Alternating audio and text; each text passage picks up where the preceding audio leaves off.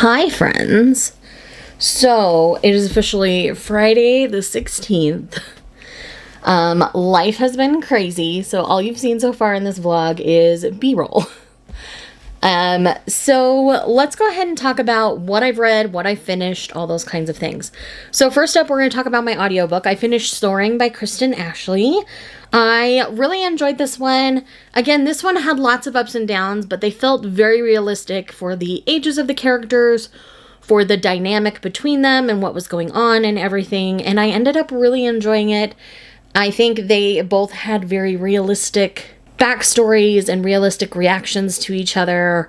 Some things were more serious than others, obviously, but for the most part, things worked out pretty easy. It was pretty low stakes. So I did immediately go on to the next one in the series called The Time in Between. This one is a second chance romance. And so we're getting flashes of them in their past and the initial romance as well as the current romance going on.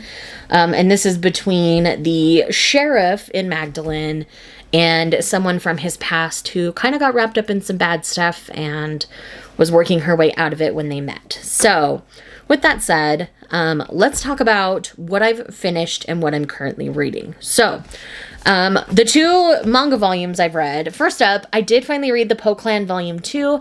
I don't think I'm going to do a dedicated review for Volume 2 like I did for Volume 1. I'll leave the Volume 1 one up in the corner, but this finished fantastically. It really does feel a lot like a progressive short story collection, and the art is absolutely stunning. I mean, you just open this and you are smacked in the face with beautiful art. It definitely, you can see how this inspired so many shoujo artists in the way things are drawn, the hair, the movement of dresses, all those kinds of things. It's brilliantly done. Again, this is only a 2-volume big omnibus series, and I really have enjoyed it. And again, this is brilliant. You're dealing with Vampirella and all sorts of very interesting dynamics throughout history. It basically takes place over a 200-year time span, which is really fun and not something you see a lot in manga, so I really enjoyed this and would love to see more stories kind of like this in the future. Today's volume of manga was a lot simpler and a lot shorter, and that is Beauty and the Feast Volume 4. Now, I know this series isn't going to be for everybody. This is definitely headed towards an age gap romance between this woman and a high school-aged boy. And things are very interesting for her because she was in an age gap relationship before. Her husband has passed away. She's a widow. And so she's feeding the boy next door, and they're starting to get some feelings for one another. So I'm kind of just taking this one volume by volume, as I've said before. And again, I completely understand why people wouldn't like this one. For me, it's still very sweet, very innocent. Neither of them are acting on their feelings right now, because of that age gap and because he is underage, but they are still growing in friendship at this point, and I do think it will end up in romance in the end. But again, I like the slow progression that we're seeing here, and it's been good so far. I'm really interested to see what the next volume has in store. The next volume is out, so I will probably pick that up relatively soon. Yeah, I wanted to make sure that I read this volume and liked it before I purchased the next one. That's kind of how I'm treating this series, is a volume by volume basis. That's all I've finished. So the things that I'm currently reading, physically, book-wise, I am reading Love and Olives by Jenna Evans Welch. This is one that I wanted to get finished before the end of the year. This was a gift from my nephews, and it's sweet so far. Liv has a very strained relationship with her father. He took off 10 years ago to go hunt down the lost city of Atlantis in Santorini. She's not heard hide nor hair from him, and now all of a sudden he's requested that she come and help him in his search for Atlantis in Santorini for the summer. And her mom encourages her to go because she's got this boyfriend. Boyfriend's not very great, so I'm guessing she's going to fall in love with somebody on the trip. That tends to be how these books kind of go. And hopefully she'll have a chance to kind of lay things to rest with her father. This is like a 500-page book, so I'm just going to slowly be working on it this week. And so far, I'm like 50-ish pages in and enjoying it. And so there's that. And then my ebook that I'm working on is Flirting with the Beast by Jane Porter. In this one, there's some things in the writing that I just don't know about. I love that this is an older couple. But now that we've gotten to intimate scenes between them, they feel kind of jarring because it feels like you're only getting half the scene. Like you're just getting little glimpses and you're not fully understanding what's going on. And that's a little frustrating for me, being primarily a romance reader. Because I'd rather just have it be completely closed door or give me all the details. This weird in-between isn't sitting very well with me. So I don't know if this is just because things were supposed to be wild and frantic and she, as the character, wasn't registering everything. I don't know if it was intentional or what, but either way, I'm going to keep reading in that one and see how that goes. But yeah, with that said, that's all I've got for this particular clip. I've got all my videos early access that needed to be up before you'll see this vlog, so that's great because it's the 16th. And yeah, I've had the last couple days off. I am feeling much better. Thank you for those who asked. And yeah, work is going to be crazy. I have Monday off, so we'll probably get a big catch up on Monday, but you'll probably just get B-roll until then, is my guess. Just because of the way things are going to be schedule-wise. So that's kind of where we're at the moment.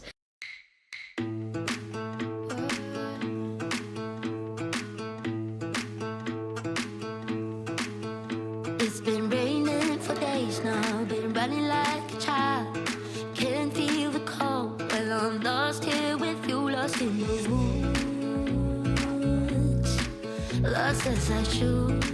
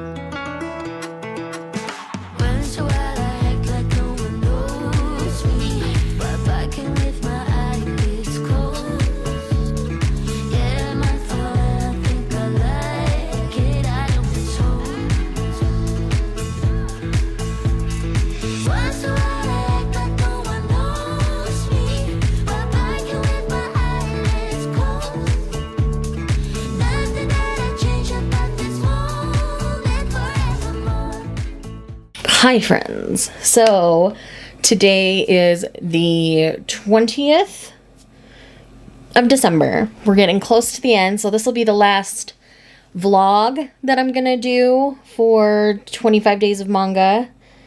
I will have a vlog of anything that I read for the next till the end of the month, of course, but you guys will see that in January because I am going to take the last week of December off because this has been intense and I'm ready to not be in front of the camera for a minute. So let's talk about what I've read. First up, I finished Flirting with the Beast and it was fine.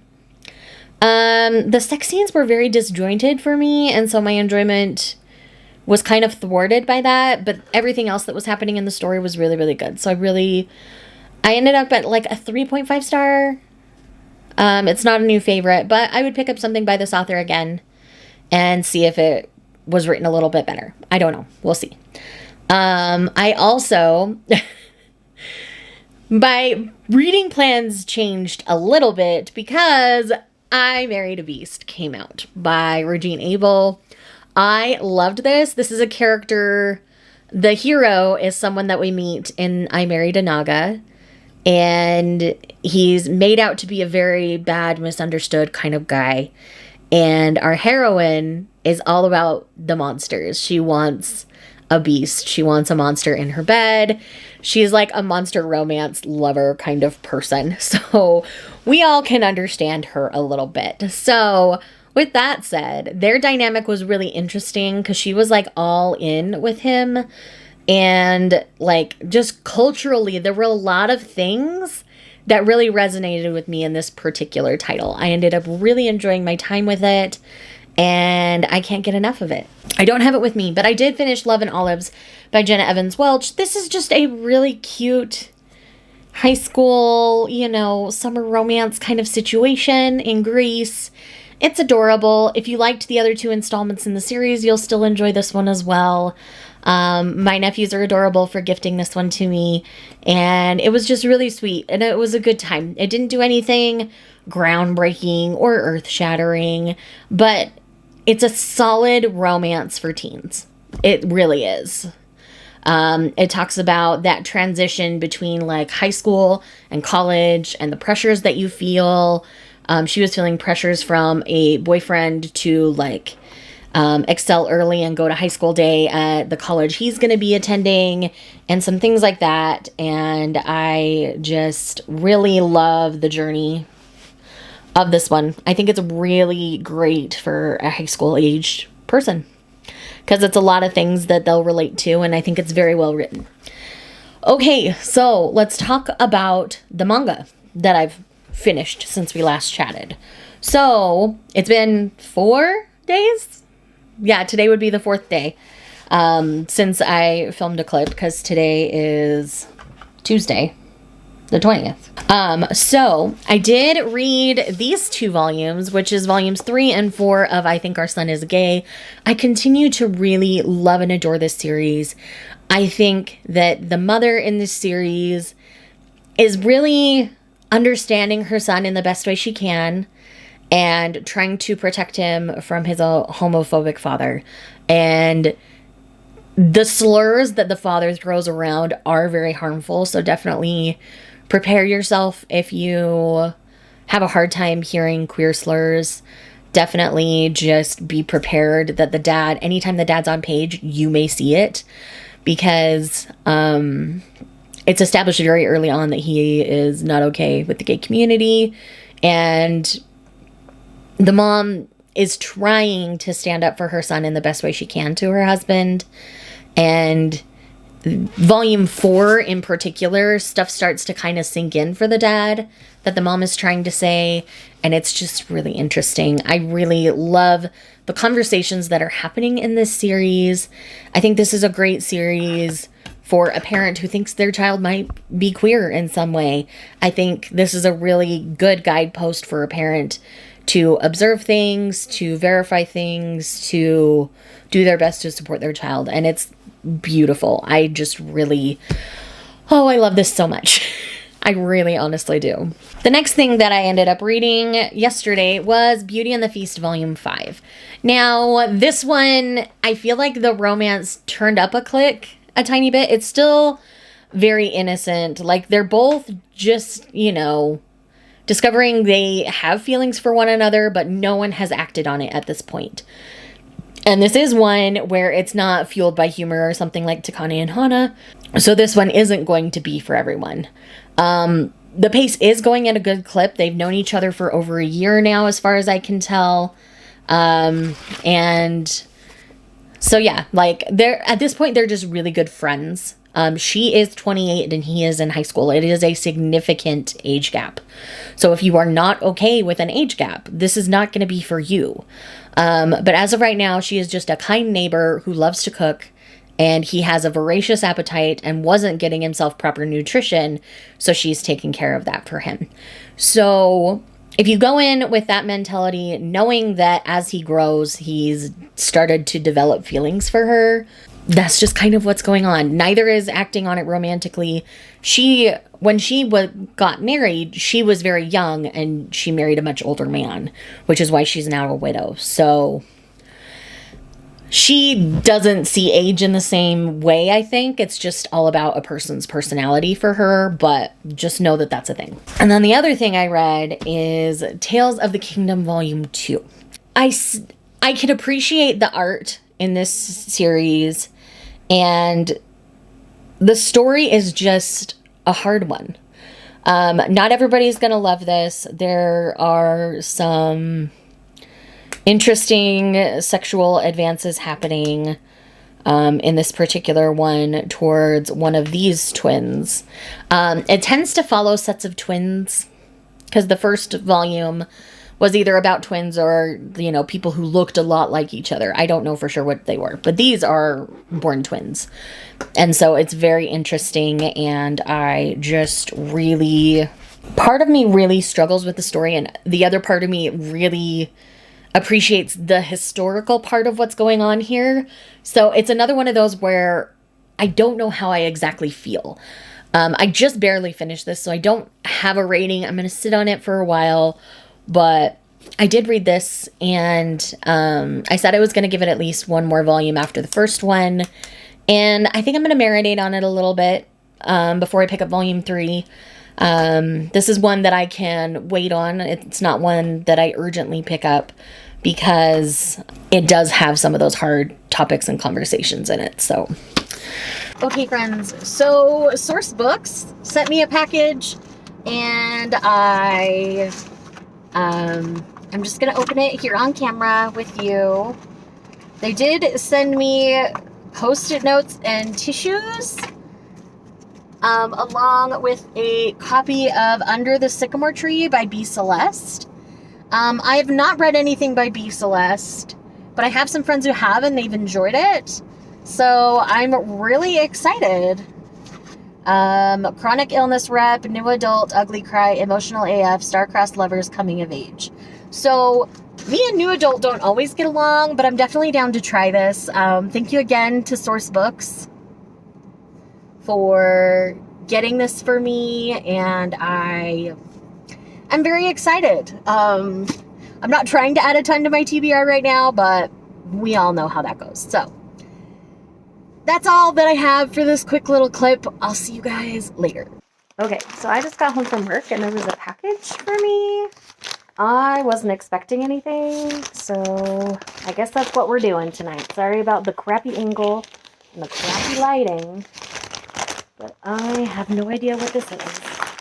So I am digging for notes. Aww. This is a gift from Steph from Novelty Corner. So she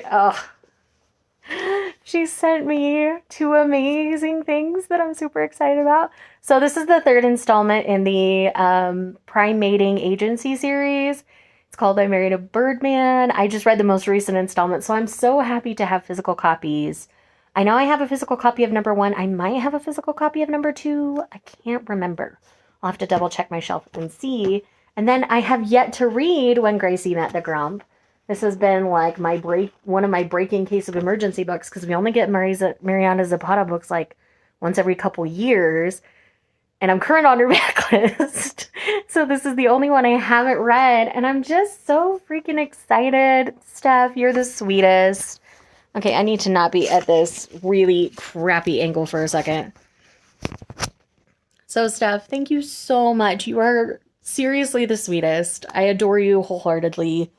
And I'm so excited. So thank you so much for that. It was the best surprise after a long day at work, and I love you so much. Anyways, I'm going to go to bed, and we'll talk more tomorrow. When I'm looking back, I was hopelessly hoping for you to pull me back somewhere I don't belong without goodbyes.